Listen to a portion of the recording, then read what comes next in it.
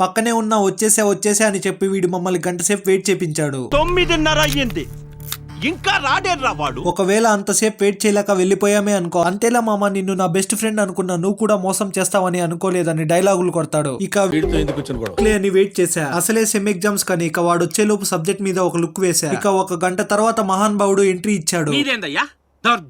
మీ అమ్మ కూడా ఆఫీస్ అయినట్టు వచ్చి కూర్చున్నారే. ఇక బైక్ వాడినే తోలమని ఇచ్చి వెళ్తుంటే ఫుల్ ట్రాఫిక్ కానీ క్రాస్ చేయడానికి స్పేస్ లేక నిదానంగా వెళ్తుంటే వెనకల వాడెవడో కానీ హారన్ కొడుతూనే ఉన్నాడు.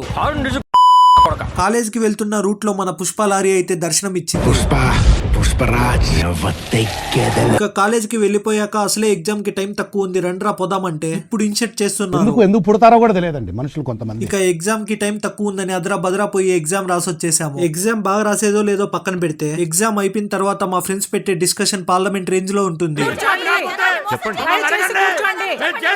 మీ ఫ్రెండ్స్ లో కూడా ఇలాంటి వాళ్ళు ఉంటే కామెంట్ చేయండి.